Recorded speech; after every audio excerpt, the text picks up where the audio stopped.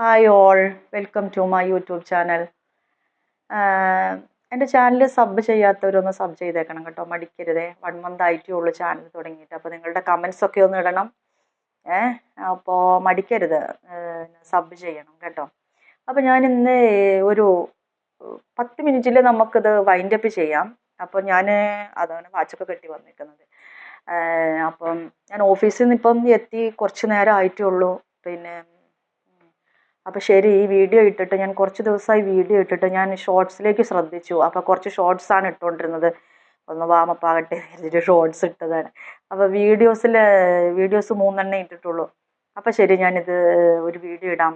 കുറച്ചൊരു 10 മിനിറ്റ്സ് ഉള്ളൂ. അപ്പം ഒരു മോട്ടിവേഷനായിട്ടോ അല്ലെങ്കിൽ പേരൻസിനായാലും കുട്ടികൾക്കായാലും വേണമെങ്കിൽ, കുട്ടികൾക്കല്ല കേട്ടോ ഇതുള്ളത്, നമ്മളെ പേരൻസിനോടാണ് എനിക്ക് പറയാനുള്ളത്. അപ്പോൾ എന്താ പറയാനുള്ളതെന്ന് വെച്ചാൽ, നമ്മളിപ്പോൾ ഡെയിലി കണ്ടുവരുന്ന കാര്യങ്ങൾ നമുക്ക് മാനസികമായിട്ട് ഭയങ്കര ബുദ്ധിമുട്ടുണ്ടാക്കുന്ന കാര്യങ്ങളും നമ്മുടെ കുഞ്ഞുങ്ങൾ അകാലത്തിൽ പൊലിഞ്ഞു പോകുന്നു എന്നുള്ളതാണ്. എങ്ങനെ? കല്യാണം കഴിക്കുന്ന വീട്ടിൽ, അല്ലെങ്കിൽ പീഡനമായിട്ട് സ്ത്രീധന പീഡനം, ഇങ്ങനെ ഒരുപാട് കാര്യങ്ങളിലൂടെ ലൈഫ് സക്സസ് ആവാതെ വിവാഹം കഴിച്ച് അവിടെ നിന്നിട്ട് പിന്നെ ഒരുപാട് കാര്യങ്ങളിലൂടെ പിന്നെ സൂയിസൈഡ് ചെയ്യുന്നതായിട്ടും ഒക്കെ നമ്മൾ കാണാറുണ്ട്. കൊല ചെയ്യപ്പെടുന്നതായിട്ടും ഒക്കെ നമ്മൾ വായിച്ചും കണ്ടും കേട്ടും ഒക്കെ നമ്മൾ കാണുന്നത്. നമ്മുടെ മനസ്സിന് വല്ലാത്ത വിങ്ങലാണ് അത് വായിക്കുമ്പോൾ. അല്ലേ, എല്ലാവർക്കും ഈ ഒരു അവസ്ഥയാണെന്ന് നമുക്ക് മനസ്സിലാക്കാൻ കഴിയും. നമുക്ക് എല്ലാ ദിവസവും പത്രങ്ങളിലൂടെയും ആദ്യം TV-യിലൂടെയും ഒക്കെ നമ്മൾ ന്യൂസ് കേൾക്കുമ്പോൾ നമ്മളിങ്ങനെ, ഞാൻ ശരിക്കും ഈ മൊബൈലിൽ എപ്പോഴും ബ്രേക്കിംഗ് ന്യൂസ് ഇട്ട് നോക്കുന്ന ആളാണ്. അപ്പോൾ ഇടയ്ക്കിടയ്ക്ക് ഇങ്ങനെ ബ്രേക്കിംഗ് ന്യൂസ്, അതിങ്ങനെ ചുമ്മാ ഒരു ശീലമാണ്, അത് അങ്ങനെ കണ്ടുകൊണ്ടിരിക്കും. അപ്പോൾ അതിൽ നമുക്കൊക്കെ കാണുമ്പോൾ ഒന്നുമില്ല, നമുക്ക് മനസ്സിന് സന്തോഷിക്കാൻ യാതൊന്നുമില്ല നമുക്ക്. അപ്പോൾ നമ്മളിങ്ങനെയുള്ള കാര്യങ്ങളാണ് കാണുന്നത്. അപ്പോൾ എനിക്ക് പറയാനുള്ളത് എന്താണെന്ന് വെച്ചാൽ, നമ്മൾ പണ്ട് കാലത്ത് നമ്മുടെ കുഞ്ഞുങ്ങളെക്കുറിച്ച് പറയുന്നതിൻ്റെ മുന്നേ നമ്മൾ വേറൊരു കാര്യം പറയണം. നമ്മുടെ ജനറേഷൻ, അതായത് എൻ്റെ ജനറേഷൻ്റെ മുൻപുള്ളത്, എൻ്റെ അമ്മമ്മ. അപ്പോൾ ആ ജനറേഷനിൽ നമ്മളെന്ന് പറയുമ്പോൾ എൻ്റെ അമ്മ, ആ സമയത്ത് നമ്മൾ ഭാര്യ ഭർത്താവ്, ഇതാണ് അല്ലേ കോൺസെപ്റ്റ്. അതാണ് ഭാര്യ ഭർത്താവ്, വിവാഹ ജീവിതം കഴിഞ്ഞ ഭാര്യ ഭർത്താവ്. ഭാര്യ ഭരിക്കപ്പെടേണ്ട ആളും ഭർത്താവ് ഭരിക്കേണ്ട ആളും, ഇങ്ങനെയാണ് കണ്ടുവരുന്നത്. എൻ്റെ ചെറുപ്പത്തിൽ ഒക്കെ ആയാലും നമ്മളിങ്ങനെയാണ്, അയൽവക്കത്തായാലും നമ്മുടെ വീടുകളിലൊക്കെ നമുക്ക് ഇങ്ങനെയാണ് കണ്ടുവന്നിട്ടുള്ളത്. അപ്പം ഇതെന്ന് പറഞ്ഞു കഴിഞ്ഞാൽ, പിന്നെ വൈകുന്നേരത്ത് 2 അടിച്ചിട്ട് വരുന്നത്, രണ്ട് വാട്ടീസ് കുറച്ച് അടിച്ച് വന്ന് ഒന്ന് വീട്ടിൽ ബഹളം ഉണ്ടാക്കി 2 അടിയൊക്കെ കൊടുത്ത് ഇങ്ങനെ ഉള്ള വീടുകളുണ്ട്. അപ്പം എന്നാലും ഈ ഭരിക്കപ്പെടേണ്ടവൾ, അതായത് ഭാര്യ എന്ത് ചെയ്യും? രാവിലെ ഒരു കട്ടൻ കാപ്പി ഉണ്ടാക്കി, എന്താ മനുഷ്യ ചായ എന്ന് പറഞ്ഞ് വെച്ച് കൊടുക്കുന്നത് ഞാൻ പലപ്പോഴും കണ്ടിട്ടുണ്ട്. അയൽവക്കങ്ങളിലും പല റിലേറ്റീവ്സും ഒക്കെ ഞാൻ കണ്ടിട്ടുണ്ട്. അപ്പോൾ അതിനായിട്ട് ഞാൻ വേറൊരു പണ്ടുള്ള കാര്യങ്ങൾ പറയാൻ ഞാൻ വേറൊരു വീഡിയോയിൽ വരും. അപ്പോൾ നമ്മൾ ജനറേഷൻ മാറി ഇല്ലേ? നമ്മുടെ മക്കൾ, അതായത് നമ്മുടെ മക്കളെന്ന് പറഞ്ഞു കഴിഞ്ഞാൽ ഇപ്പമുള്ള കല്യാണപ്രായം എത്തി എന്ന് ചില ആൾക്കാർ പറയുന്നത്. അതായത് ചിലർ അയൽവക്കക്കാർ പറയും, ഒരു 22 വയസ്സായി കഴിഞ്ഞാൽ കല്യാണം കഴിച്ചു വിടുന്നില്ലേ? എന്താ കല്യാണം കഴിക്കാത്തത്? ജോലിയൊക്കെ അങ്ങ് ആയിക്കോളും, ജോലിയൊക്കെ പിന്നെ ആയിക്കോളും, കല്യാണം കഴിക്കേണ്ട പ്രായത്തിൽ കല്യാണം കഴിച്ച് വിട്ടാലല്ലേ പറ്റുള്ളൂ, പിന്നെ വയസ്സായി കഴിഞ്ഞാൽ അവരെ പിന്നെ ആർക്കാ വേണ്ടത് എന്നൊക്കെയാണ് ചോദിക്കുന്നത്. അപ്പോൾ ഇങ്ങനെ ചോദിക്കുന്ന പേരൻസ് ഉണ്ട്, ഇങ്ങനെ ചോദിക്കുന്ന ആൾക്കാരുണ്ട്, എന്നോട് വന്ന് പരാതി പറയാറുണ്ട്. അപ്പോൾ ഈ റിലേറ്റീവ്സിന് വേണ്ടിയും അയൽവക്കക്കാർക്ക് വേണ്ടിയും ഈ പേരൻസ് കുറച്ചൊക്കെ സഫർ ചെയ്ത് ഈ മക്കളെ പുഷ് ചെയ്യുന്നത് ഞാൻ കണ്ടിട്ടുണ്ട്.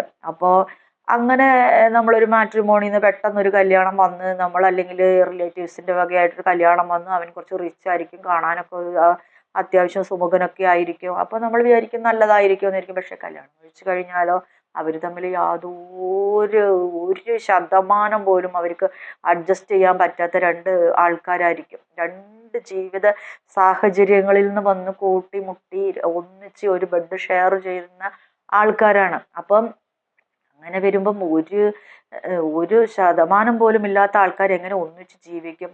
ഒരുപാട് കാര്യങ്ങൾ ഞാൻ എൻ്റെ ഞാൻ വക്കീൽ ഓഫീസിൽ ക്ലർക്കാണ്. അപ്പം ഞാൻ കാണാറുണ്ട്. ഞാൻ മുൻപിലിരുന്ന് ഡിവോഴ്സിൻ്റെ സ്റ്റേറ്റ്മെൻറ്റ് എഴുതിയെടുക്കുമ്പോൾ പല പല പല കഥകളും പല പല ഇത് കേൾക്കാറുണ്ട്. പക്ഷെ നമുക്ക് ആദ്യമൊക്കെ ഭയങ്കരമായിട്ട് മനസ്സിങ്ങനെ വിങ്ങും. പിന്നെ നമ്മൾ അതൊരു പാകപ്പെടുത്തിയെടുക്കും. കാരണം എന്താണെന്ന് വെച്ചാൽ ഡെയിലി ഇങ്ങനെ കേൾക്കുകയാണ് നമ്മൾ.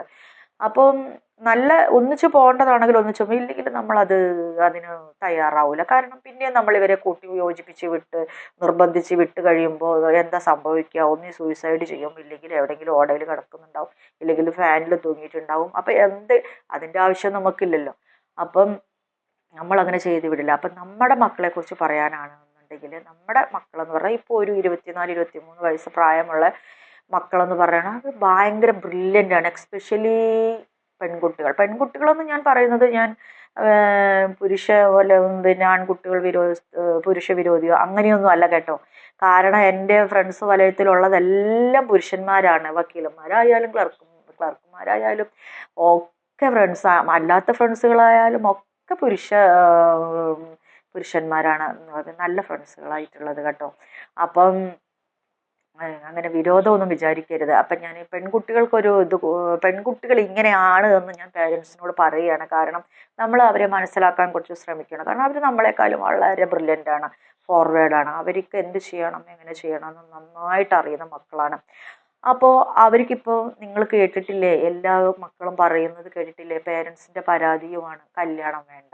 അവർക്ക് ഇപ്പോഴേ കല്യാണം വേണ്ട എന്നത് എന്തോ വലിയൊരു കുറ്റകരമായിട്ടാണ് ചില പേരൻസ് കണക്കാക്കുന്നത്. മനസ്സിലായോ? അവർ എന്തെങ്കിലും അവർ ഈ സമൂഹത്തിൽ കാണുന്നതൊക്കെ അവർ കണ്ട് മനസ്സ് മടുത്തിട്ടുണ്ടാവും, ഇല്ലെങ്കിൽ അവർ ഒരാളെ സെറ്റായി കിട്ടാൻ ടൈമായിട്ടുണ്ടാവില്ല. ചിലപ്പം അവരത് കിട്ടിയിട്ട് നമ്മളോട് പറയുമായിരിക്കും. അങ്ങനെയൊക്കെ നമ്മൾ ചിന്തിക്കണം. നമ്മൾ എന്താണെന്ന് വെച്ചാൽ നമ്മളായിട്ടൊരു പെട്ടെന്ന് ഒരു മാട്രിമോണി ഒരാളെ കണ്ടെത്തിയിട്ട് ഒരു സുപ്രഭാതത്തിൽ ഇവരെ കല്യാണം കഴിച്ചോ എന്ന് പറഞ്ഞ് കൊടുക്കുന്നത് തീരെ ശരിയല്ല എന്നാണ് എനിക്ക് പറയാനുള്ളത്. കാരണം അവരവിടെ പോയി ഒത്തുപോകുമോ എന്നൊന്നും നമ്മൾക്കറിയില്ല. നമ്മൾ കടമ ഒഴിവാക്കണം. ആ കടമ ഒഴിവാക്കലാണ് പണ്ട് കാലത്തുള്ളവരെല്ലാം ചെയ്തു വന്നത്. ഈ കാലവും നമ്മൾ അങ്ങനെയുള്ള ആൾക്കാർ കുറച്ചുണ്ട്. അപ്പം ഞാൻ അവരും കൂടെ അറിയാനാണ് പറയുന്നത്. നമ്മുടെ മക്കൾ നമ്മളോട് എന്ത് പറയുന്നു അത് നമ്മൾ കുറച്ച് കേൾക്കേണ്ടതായിട്ടുണ്ട്. നമ്മുടെ മക്കൾ വളരെ ബ്രില്യൻ്റാണ്. കാരണം അവർ എന്ത് ചെയ്യണം, എവിടെ പോകണം, എങ്ങനെ വരണം, എപ്പോൾ വരണം എന്നൊക്കെ നന്നായിട്ട് അവർക്കറിയാം. അവിടെ എന്തെങ്കിലും ഒന്ന് സംഭവിച്ചു കഴിഞ്ഞാൽ അതിനെ എങ്ങനെ ആക്ട് ചെയ്യണം ആ സമയത്ത് എന്നൊക്കെ അവർക്കറിയാം. നമ്മൾ കുറച്ച് അവരെ കണ്ടുപഠിക്കേണ്ടതായിട്ടുണ്ട് ചില കാര്യങ്ങളിലൊക്കെ എന്നാണ് ഞാൻ പറയേണ്ടത്. ഞങ്ങളുടെ ജനറേഷൻ, നമ്മുടെ ഇപ്പോഴത്തെ തലമുറകളെ കണ്ടുപഠിക്കേണ്ടതായിട്ട് കുറേ കാര്യങ്ങളുണ്ട്. കാരണം നമ്മൾക്ക് അത്രയ്ക്ക് ഇവരുടെ അത്ര അറിവില്ല സത്യത്തിൽ പറഞ്ഞു കഴിഞ്ഞാൽ. കാരണം ഇവർ ജനിച്ചപ്പം മുതൽ നല്ല എഡ്യൂക്കേഷനും നല്ല കാര്യങ്ങളും എല്ലാം ഓരോ രാജ്യങ്ങളുടെ എന്താണെങ്കിലും അവർ അറിഞ്ഞു വളരുന്ന മക്കളാണ്. അപ്പോൾ അവർക്കായിരിക്കും അറിവ് കൂടുതൽ, നമുക്കത്ര അറിവുണ്ടാവില്ല. അത് നമ്മൾ സമ്മതിച്ചു കൊടുക്കണം. നമ്മൾ സറണ്ടർ ആകണം. സറണ്ടറായേ പറ്റുള്ളൂ നമ്മൾ. അപ്പോൾ നമ്മൾ പെൺകുട്ടികൾ അവർ പറയും നമ്മളോട് എപ്പോഴാണ് ഒരു പാർട്ട്ണറെ വേണ്ടതെന്ന് അവർക്ക് തോന്നുകയാണെങ്കിൽ അവരെന്ത് ചെയ്യും, നമ്മളോട് പറയും. അപ്പോൾ നമ്മളത് അവർ ചൂസ് ചെയ്യുമ്പോൾ നമ്മൾ പിന്നെ അവരല്ലേ ചൂസ് ചെയ്യുന്നത്, അപ്പോൾ അവർക്കത് ഇഷ്ടപ്പെട്ടിട്ടായിരിക്കും എല്ലാം കൊണ്ടും അവർ ചെയ്യുന്നത്. പിന്നെ 100% എവിടെയും ആര് ചൂസ് ചെയ്താലും കിട്ടിക്കോണമെന്നില്ല. കാരണം എന്ന് വെച്ചാൽ നമ്മളൊരു നോവൽ വായിച്ചു കഴിഞ്ഞാൽ, ഇത് രണ്ടാളും ഒരു നോവൽ വായിച്ചു കഴിഞ്ഞ് ഈ രണ്ടു പേരും ഇതിൻ്റെ അഭിപ്രായങ്ങൾ അങ്ങോട്ടും ഇങ്ങോട്ടും ചർച്ച ചെയ്താൽ തന്നെ ഇവരുടെ സ്വഭാവം എന്താണ്, ഇവൻ്റെ സ്വഭാവം ഇവരുടെ സ്വഭാവം എന്താണ് മനസ്സിലാക്കാൻ പറ്റും. ഒരു സിനിമ കണ്ടാൽ മനസ്സിലാക്കാൻ പറ്റും. അത് ചർച്ച ചെയ്താൽ അവൻ്റെ ടേസ്റ്റ് എന്താ ഇവരുടെ ടേസ്റ്റ് എന്താണെന്ന് മനസ്സിലാക്കാൻ പറ്റും. അപ്പം എന്താകും, ഇവർ തമ്മിലുള്ള ഒരു പൊരുത്തം എത്രയുണ്ടെന്ന് മനസ്സിലാവും. പിന്നെ ഒരു 65% ഒക്കെ ഉണ്ടെങ്കിൽ അത് വിവാഹം കഴിക്കാം എന്ന് തന്നെയാണ് എനിക്ക് തോന്നുന്നത്. പിന്നെയുള്ള 10% എങ്ങനെ വരുന്നു, വിവാഹം കഴിച്ചതിന് ശേഷമുള്ള ആ ഒരു കാര്യങ്ങളിൽ 10% എന്തായാലും കിട്ടും അവർക്ക്. അപ്പോൾ 75% ആയി ഇല്ലേ? ഈ 75% ഉണ്ടായി കഴിഞ്ഞിട്ടുണ്ടെങ്കിൽ അത് ലൈഫ് ലോങ് ആയിട്ട് അവർക്ക് വലിയ അടിയും വഴക്കുമില്ലാതെ പോകാൻ പറ്റുമെന്നാണ് എനിക്ക് തോന്നുന്നത്. പിന്നെയുള്ളത് 25% ആർക്കും കിട്ടാറില്ല. 25% ഇല്ല. 100% ഞങ്ങളെ സക്സസ് ആണെന്ന് പറയുന്ന ഒരു ദമ്പതികളും സക്സസ് അല്ല. 100% സക്സസ് അല്ല. അങ്ങനെ പറഞ്ഞാൽ അത് പച്ച കള്ളമാണ്. 25% എപ്പോഴും നമ്മൾ അവിടെ എടുത്തിടണം. അതിൽ പരാതികളോ ആ കൊട്ടയിൽ എന്തെങ്കിലുമൊക്കെ ഉണ്ടാവും. എന്തെങ്കിലും ഭയങ്കര അടിയോ പിടിയോ ഒന്നുമല്ല ഞാൻ പറയുന്നത്.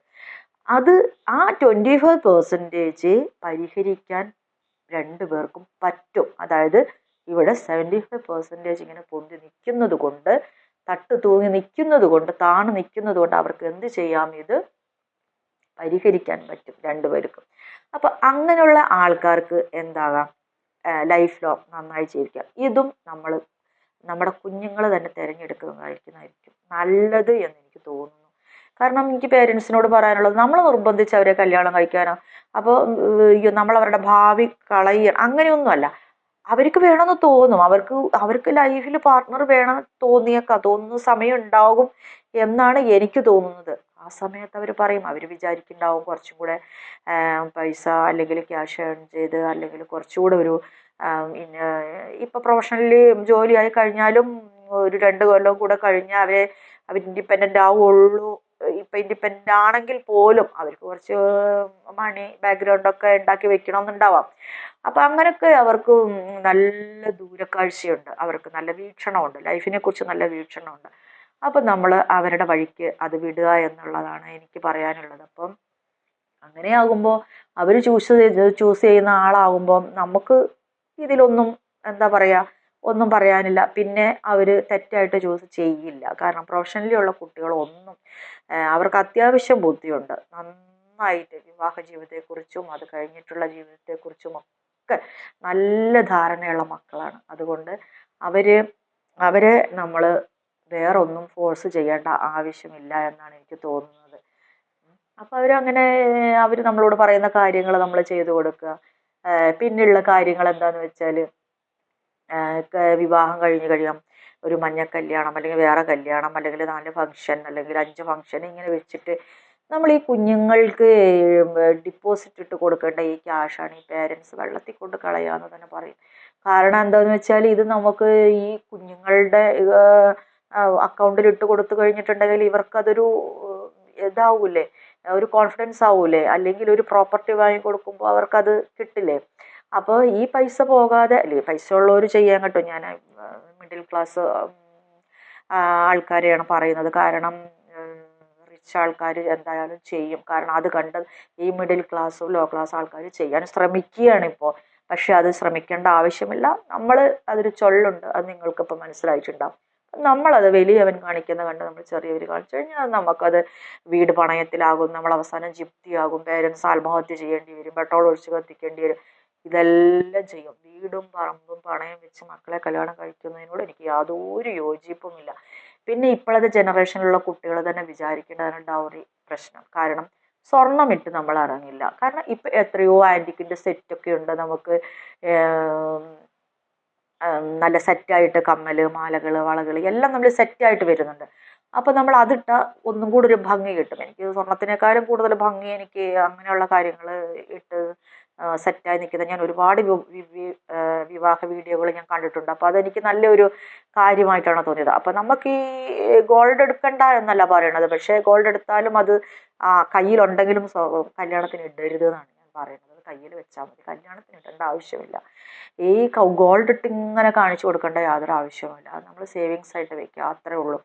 അപ്പോൾ ഇങ്ങനെ കുറേ കാര്യങ്ങളുണ്ട്. അപ്പോൾ അത് വേണമെന്നുണ്ടെങ്കിൽ നമുക്ക് പേരൻസിന് വേണമെങ്കിൽ അതൊരു മോട്ടിവേഷനായിട്ട് എടുക്കാമില്ല എന്നുണ്ടെങ്കിൽ കുഞ്ഞുങ്ങളോട് നമുക്ക് പറയേണ്ട കാര്യമില്ല. കുഞ്ഞുങ്ങൾ ഇപ്പോൾ ഈ 10ാം ക്ലാസ് പഠിച്ചു കഴിയുന്ന കുട്ടികളൊക്കെ പിന്നെ ഒരു പക്വതയില്ലാതെ എടുക്കുന്ന തീരുമാനങ്ങൾക്കാണ് അത് പിന്നെ ഒരിക്കലും സക്സസ് ആയി പോകില്ല. അവരൊക്കെ വളരെ കുഞ്ഞുങ്ങളാണ്, വളരെ എന്ന് പറഞ്ഞു കഴിഞ്ഞാൽ പൊടി കുഞ്ഞുങ്ങളാണ്. അവർക്ക് ഒന്നും അറിയില്ല, വിവാഹ ജീവിതത്തെക്കുറിച്ച് ഒന്നും അറിയില്ല. അവരൊരു ഹോർമോൺ ഹൈജാക്ക് വന്നിട്ട് അവർ പാർട്ട്ണറെ അപ്പം തന്നെ അവർക്ക് കിട്ടണം, ഒന്നിച്ച് ജീവിക്കണം, ഒന്നിച്ച് കുടുംബജീവിതം നയിക്കണം എന്നുള്ള ചിന്ത ഭയങ്കര ഇതായിട്ട് പോകുന്ന ആൾക്കാരാണ്. 4ാമത്തെ ദിവസം അടിച്ചു പിരിയുകയും ചെയ്യും. കാരണം എന്താണെന്ന് വെച്ചാൽ വിളിച്ചുകൊണ്ട് വരും.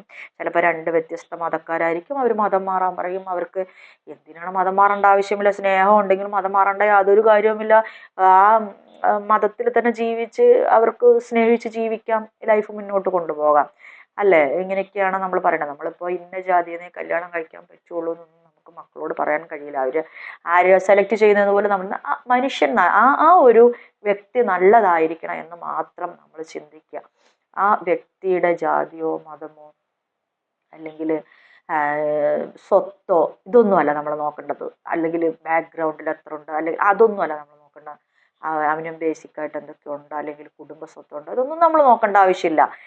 നമ്മൾക്ക് സ്വത്തല്ല, നമ്മൾക്ക് നമ്മുടെ മക്കളെ നോക്കാനുള്ള അല്ലെങ്കിൽ കെയർ ചെയ്യാന്ന് വെച്ചാൽ പെൺകുട്ടികൾക്ക് കുറച്ച് ആൺകുട്ടിയുടെ കയ്യിൽ നിന്ന് കെയർ കിട്ടുന്നതൊക്കെ വലിയ ഇഷ്ടമുള്ള കാര്യമാണ്.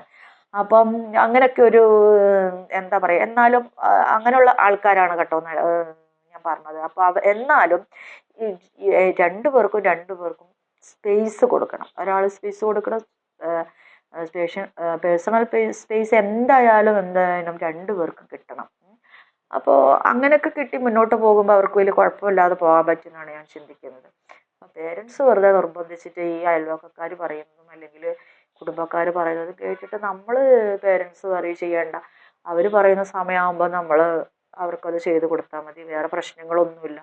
നമ്മൾ വളർത്തുന്ന മക്കൾ എന്തായാലും നല്ല പ്രൊഫഷണലി ജോലിയുള്ള മക്കൾ കേട്ടോ. ഞാനതാ പറയണത്. വിദ്യാഭ്യാസമില്ലാതെ നമുക്കൊന്നും ചെയ്യാൻ പറ്റില്ല. അവർക്ക് പക്വത വരില്ല എന്നാണ് എനിക്ക് തോന്നുന്നത്. അപ്പം ഇന്നത്തെ വീഡിയോയിൽ ഇതൊക്കെയാണ് എനിക്ക് പറയാനുള്ളത്. ഓക്കെ, അപ്പോൾ നമുക്ക് അടുത്തൊരു വിഷയമായിട്ട് നമുക്ക് അടുത്ത വീഡിയോയിൽ വരാം. Okay, bye, take care.